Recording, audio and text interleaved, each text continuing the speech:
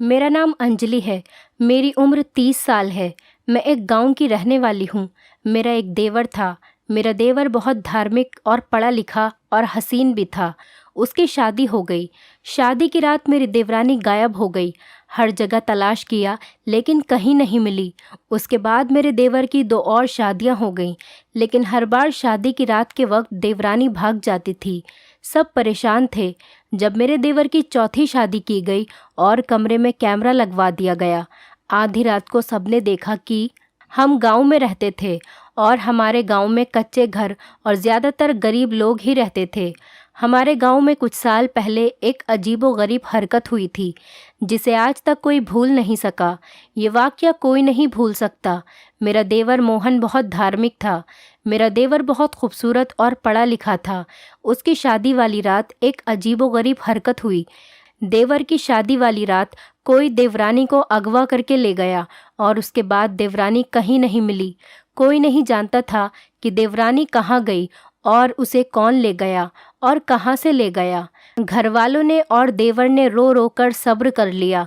इस हरकत को 2 साल गुजर गए और जब घर वालों ने उसकी दूसरी शादी करने का फैसला किया और देवर की शादी एक शिवानी नाम की लड़की से हुई। शिवानी बहुत खूबसूरत लड़की थी और देवर के साथ बहुत खुश थी और मोहन भी बहुत खुश था। लेकिन शादी के कुछ दिनों के बाद ही शिवानी अचानक गायब हो गई, जैसे देवर की पहली पत्नी शादी वाली रात गायब हुई थी। इस बार सब लोग बुरी तरह से परेशान हो गए और देवर जी बहुत ज़्यादा परेशान थे कि उसके साथ क्या हो रहा है। मोहन की दूसरी पत्नी ऐसे कैसे गायब हो सकती है। शिवानी के घरवाले और हमारे घरवालों ने मिलकर उन्हें ढूंढने की बहुत कोशिश की, लेकिन वो कहीं नहीं मिली। मोहन ने फिर से इसे एक हादसा समझकर अपना लिया, लेकिन इस बार गांव वालों ने इसे किस्मत का फैसला नहीं बल्कि उनकी बदकिस्मती समझा और पूरे गांव में मोहन के खिलाफ तरह तरह की बातें होने लगीं। शोर मचने लगा। कोई कहता कि मोहन पर ऊपरी साया है और वही मोहन का घर बसने नहीं दे रहा, और कुछ लोग तो ये भी कह रहे थे कि मोहन खुद ही अपनी पत्नियों को गायब कर रहा है।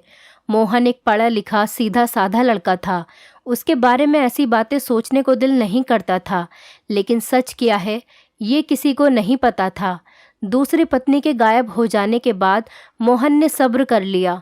सास जिस जगह भी रिश्ता लेने जाती सब लोग मना कर देते। मोहन ने 4 साल तक शादी नहीं करी, लेकिन 4 साल के बाद हमारे पड़ोस के गांव से एक लड़की का रिश्ता आया जिसका नाम तनु था। वो लोग मोहन के साथ होने वाले वाक़ये के बारे में नहीं जानते थे, इसीलिए उन्होंने तनु का रिश्ता मोहन के साथ कर दिया और हमारे घरवाले भी काफ़ी डरे हुए थे कि ये रिश्ता भी हाथ से न निकल जाए, इसीलिए उन्होंने जल्दी जल्दी शादी तय कर दी। शादी में गांव के किसी भी इंसान ने शामिल होने की ज़रूरत नहीं समझी। तनु मोहन की पत्नी बनकर हमारे घर आ गई। सब लोग बहुत खुश थे, लेकिन सबके दिलों में कहीं ना कहीं ये डर था कि तनु के साथ भी वो हादसा न हो जाए जो मोहन की पहली पत्नियों के साथ हुआ। तनु बहुत खूबसूरत और सुलझी हुई लड़की थी। उसने मोहन और हम सबको दिल से अपना लिया था, लेकिन शादी के 2 महीने के बाद उनके कमरे में से एक चीख सुनाई दी। जब सब घरवाले दौड़कर कमरे में गए तो वहाँ पर तनु नहीं थी। उसके बाद तनु गायब हो गई और फिर कहीं नहीं मिली। सब घरवाले तनु को ढूंढते रहे, यहाँ तक कि पुलिस को भी बुलाया गया, लेकिन किसी को भी पता नहीं चला कि वो कहाँ गई। और तनु का भी वही अंजाम हुआ जो मोहन की दूसरी पत्नियों का हुआ था। इस वाक़ये के बाद तो गांव वालों को 100% यकीन हो गया था कि मोहन पर ज़रूर कोई ऊपरी साया है, और लोगों ने मोहन से मिलना और बात करना बंद कर दिया। बल्कि गांव के कुछ लोगों ने मिलकर फैसला करा कि मोहन और हम सबको इस गांव से निकाल देते हैं। इस गांव में रहेंगे तो पूरे गांव को मुश्किल में डाल देंगे। तो फिर हम सबको इस गांव से निकाल दिया गया था। हमने अपना पुराना घर बेचकर एक नए गांव में अपना घर ले लिया था और वहीं अपने घर में रहने लगे। हम जिस गांव में शिफ्ट हुए थे उस गांव में गुनगुन नाम की एक लड़की रहती थी।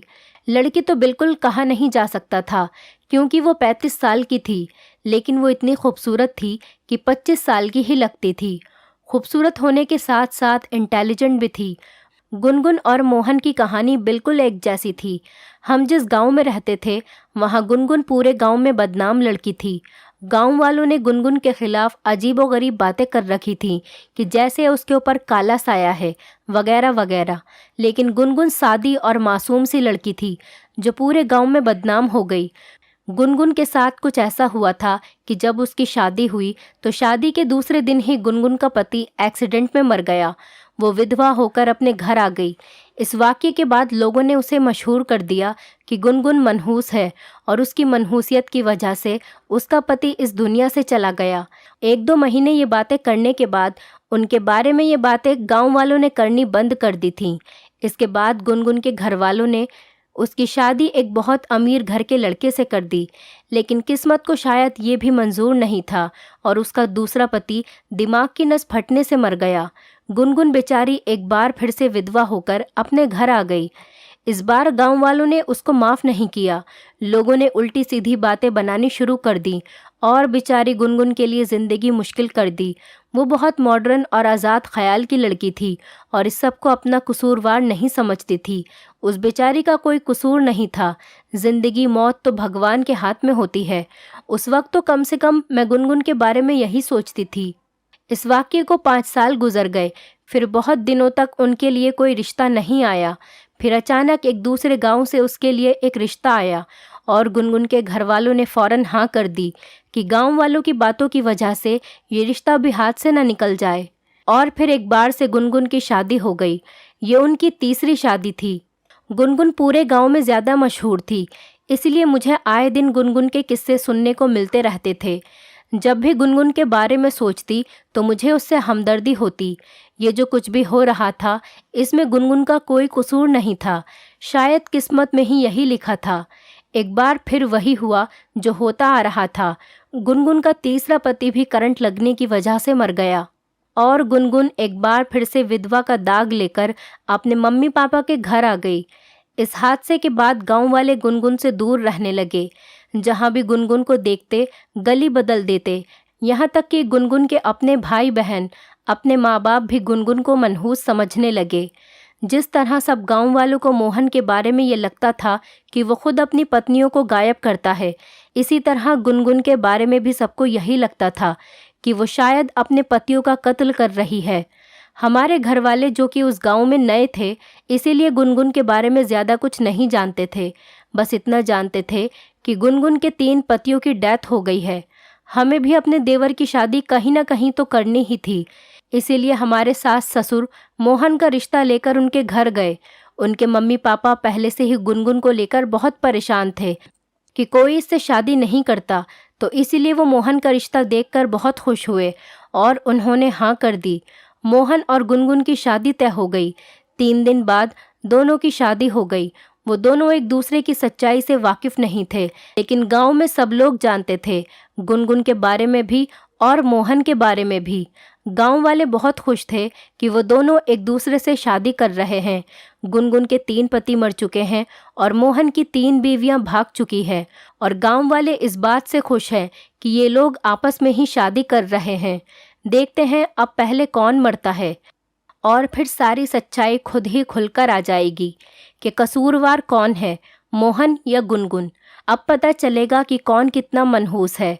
मोहन और गुनगुन की शादी हो गई। अब देखते हैं कि पहले कौन मरता है, ताकि एक दूसरे की हकीकत का पता चल सके। मोहन शादी के बाद गुनगुन को अपने घर ले गया।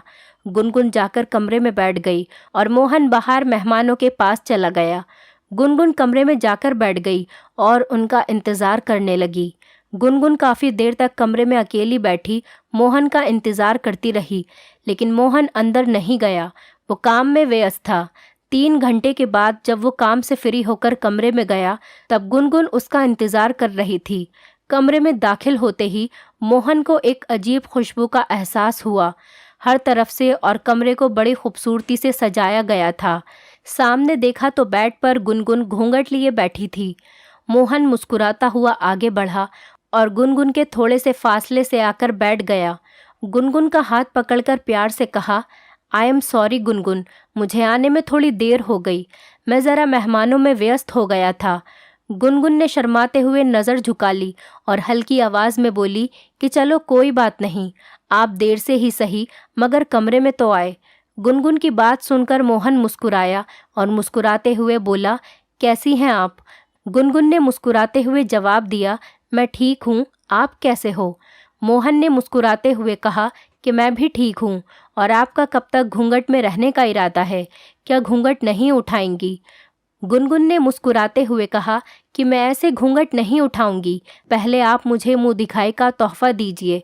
इस पर मोहन मुस्कुराया और अपनी जेब से हीरे की अंगूठी निकालकर गुनगुन को पहना दी। गुनगुन ने चेहरे से घूंघट उतार दिया और फिर दूध का एक गिलास मोहन को दिया। मोहन ने गुनगुन का धन्यवाद किया और दूध उसके हाथ से ले लिया और पीने लगा। लेकिन दूध का एक घूंट लेते ही मोहन को दूध का स्वाद थोड़ा अजीब लगा, पर उसने कुछ नहीं कहा और सारा दूध पी लिया। फिर मोहन ने उसका हाथ पकड़ा और कमरे की लाइट बंद कर दी और वो दोनों एक ही बेड पर सो गए। फिर मोहन ने गुनगुन का हाथ पकड़कर अपने होठों से लगाया और फिर मोहन ने मुंह खोला और गुनगुन का हाथ अपने मुंह में डालकर काटने लगा। गुनगुन ने चीख मारने के लिए मुंह खोला ही था कि मोहन ने उसके मुंह पर हाथ रख दिया, उसे चीखने से रोक दिया और बड़ी बेदर्दी से अपने मुंह में लेकर खाने लगा। लेकिन गुनगुन के हाथ का गोश्त खाते हुए मोहन को ऐसा लगा जैसे गुनगुन के हाथ से खून नहीं निकल रहा था। गुनगुन के हाथ से खून क्यों नहीं निकलता? गुनगुन ने जल्दी से हाथ छुड़ाया और धक्का देकर बेड से नीचे गिरा दिया और कमरे की लाइट ऑन कर दी। गुनगुन ने गुस्से से मोहन की तरफ देखा जो कि बेड के नीचे पड़ा था। उसने कहा कि मैं जानती हूँ कि तुम कोई इंसान नहीं हो, एक आदमखोर हो जो इंसान का गोश्त खाता है। मोहन ने बौखलाकर गुनगुन की तरफ देखा। वो अपना राज खुल जाने की वजह से गुस्से में था। गुनगुन बोली कि तुमने अपनी पिछली 3 पत्नियों को कत्ल करके उनका गोश्त खाया है और उनकी लाशों को गायब कर दिया और लोगों को लगता है कि तुम पर ऊपरी साया है। तुम्हें क्या लगता है कि तुम मेरा भी गोश्त खाओगे? मोहन ने हंसती हुई गुनगुन की तरफ देखा जो हंसते हुए उसकी तरफ देख रही थी। फिर मोहन ने बौखलाते हुए पूछा कि तुम कौन हो और मेरे बारे में इतना कैसे जानती हो? गुनगुन घूरते हुए मोहन की तरफ देख रही थी और कहने लगी, तुम सोच भी नहीं सकते कि मैं कौन हूँ, और अगर तुम्हें पता चल जाए कि मैं कौन हूँ तो तुम यहाँ रहने के काबिल नहीं रहोगे। मोहन गुनगुन की बात सुनकर हैरान हुआ और अपनी उंगली काटते हुए बोला, तुम्हारे जिस्म से खून क्यों नहीं निकल रहा? देखो गुनगुन, मैं जानता हूँ कि तुम भी कोई इंसान नहीं हो। सच सच बताओ तुम कौन हो? गुनगुन जोर जोर से हंसने लगी। फिर उसने कहा कि तुमने ठीक सोचा, मैं भी कोई इंसान नहीं हूँ, मैं एक चुड़ैल हूँ और आज तुम एक चुड़ैल के हाथों अपनी ज़िंदगी ख़त्म करने वाले हो। आज तक तुमने अपनी 3 पत्नियों को मारा है, लेकिन अफसोस आज तुम्हारी चौथी पत्नी के हाथों तुम्हारा कत्ल हो जाएगा। और फिर आहिस्ता आहिस्ता गुनगुन का रंग बदलने लगा। वो एक खूबसूरत लड़की से एक चुड़ैल का रूप ले चुकी थी। बड़े बड़े दांत बाहर आ गए, उसके मुंह से खून टपकने लगा। उसे देखकर मोहन एक पल के लिए डर गया, तो फिर संभल कर बोला कि अगर मैंने अपनी 3 पत्नियों को मारकर उनका गोश्त खाया है तो तुम कौन सी दूध की धुली हो? तुमने भी अपने 3 पतियों को मारकर उनका खून पिया है, लेकिन याद रखना तुम मेरा खून कभी नहीं पी सकोगी। वो चुड़ैल मोहन की बात सुनकर हंसती हुई बोली, तुम्हें क्या लगता है कि मैंने तुमसे शादी तुम्हारी पत्नी बनने के लिए की है? मैंने तो शादी तुम्हारा खून पीने के लिए ही की है। जैसे मैंने अपने बाकी पतियों का खून किया, ऐसे ही मैं इंसानों का खून पीकर ताकतवर चुड़ैल बन जाऊंगी। मेरे जिस्म में शैतानी ताकत आ जाएगी और आज तुम्हें मेरे हाथों कोई नहीं बचा सकता। मोहन गुस्से से खड़ा हुआ और गुनगुन उसे मारने के लिए आगे बढ़ी, लेकिन मोहन ने गुनगुन को जोर से धक्का दिया और गुनगुन फर्श पर जाकर गिर पड़ी। मोहन गुस्से से बोला, तुम सोच रही हो कि तुम एक चुड़ैल हो और तुम्हारी ताकत मुझसे ज्यादा है। मत भूलो कि मैंने भी अपनी 3 पत्नियों को मारकर जिंदा खाया है। मैं एक आदमखोर हूँ और तुमने एक आदमखोर से पंगा लिया है। चुड़ैल, अब तुम खौफनाक मौत मरोगी। ये कहकर मोहन ने चुड़ैल के बाल पकड़े। वो चुड़ैल अपने लंबे लंबे नाखून मोहन पर मारने लगी। वो दोनों बुरी तरह से लड़ रहे थे। फिर मोहन ने चुड़ैल को जोर से धक्का दिया और उस चुड़ैल ने जब उठाकर मोहन को मारा, मोहन फौरन फर्श पर गिर पड़ा। फिर वो चुड़ैल लंबे लंबे नाखूनों के साथ मोहन की तरफ बढ़ी और मोहन के जिस्म पर बैठ गई। फिर उस चुड़ैल ने अपने दांत मोहन के पेट पर रखे और मोहन को काटने लगी। मोहन ने एक जोरदार चीख मारी और उस चुड़ैल के बाल पकड़ लिए और हिम्मत करके खड़ा हुआ और उस चुड़ैल को मारने लगा। और फिर मोहन ने उसे पकड़ा और बेड पर गिराया और उसने अपने दांत चुड़ैल की गर्दन पर रखे और चुड़ैल को काटने लगा। उस चुड़ैल ने खुद को छुड़ाने की कोशिश की और मोहन का हाथ पकड़कर अपने मुंह में लिया और काटने लगी। चुड़ैल ने इतनी जोर से मोहन का हाथ काटा कि मोहन का हाथ जिस्म से अलग होकर गिर गया। मोहन और चुड़ैल 1 घंटे तक एक दूसरे से लड़ते रहे और एक दूसरे को मारते रहे। कभी मोहन उस चुड़ैल को काटता तो कभी वो चुड़ैल मोहन को मारने लगती। वो दोनों आपस में लड़ते रहे। लड़ते लड़ते दोनों थक गए। मोहन ने आखिर में कैंची उठाकर उस चुड़ैल के सर पर मारी और वो चुड़ैल वहीं तड़प तड़प कर मर गई। मोहन लड़ते लड़ते खुद भी थक चुका था, इसलिए खुद भी वहां गिर पड़ा। मोहन के जिस्म से हर तरफ खून निकल रहा था और उसके अंदर इतनी ताकत नहीं थी कि वो खून को रोक पाता या किसी को आवाज़ देकर कमरे में बुलाता। देखते ही देखते उसका ज़्यादा खून बहने की वजह से वो मर गया। वो दोनों आदमखोर और चुड़ैल उसी कमरे में पड़े रहे। अगली सुबह घर वालों को उनकी लाशें मिली, लेकिन गांव वालों की आदमखोर और चुड़ैल से जान छूट गई। यह हमारे गांव का सबसे भयानक और अजीबोगरीब वाक़या था, जिसे आज तक नहीं भुलाया जा सका। और हम आज भी आदमखोर और चुड़ैल की ये कहानी सुनकर हैरान होते हैं। लेकिन ये पूरी कहानी सुनने के बाद आप लोग ये सोच रहे होंगे कि वो दोनों जब कमरे में लड़ते रहे तो गांव वालों को इस बात का कैसे पता चला, क्योंकि वो दोनों मर गए थे। जाहिर है उन दोनों में से किसी ने तो इस बात का नहीं बताया होगा। तो दोस्तों, दरअसल गांव वालों ने मिलकर गुनगुन और मोहन के कमरे में कैमरा लगवा दिया था, ताकि पूरे गांव को उन दोनों की हकीकत पता चल सके। उन दोनों की लड़ाई और सारी बातों की रिकॉर्डिंग हो गई, इसलिए उन दोनों की कहानी पूरी दुनिया को पता चल गई। दोस्तों, उम्मीद करती हूँ आपको हमारी कहानी पसंद आई होगी। कहानी पसंद आई है तो वीडियो को लाइक करें, चैनल पर नए हैं तो चैनल को सब्सक्राइब करें और हाँ, नोटिफिकेशन बेल को ज़रूर दबाएं ताकि अगली अपडेट सबसे पहले आपको मिले।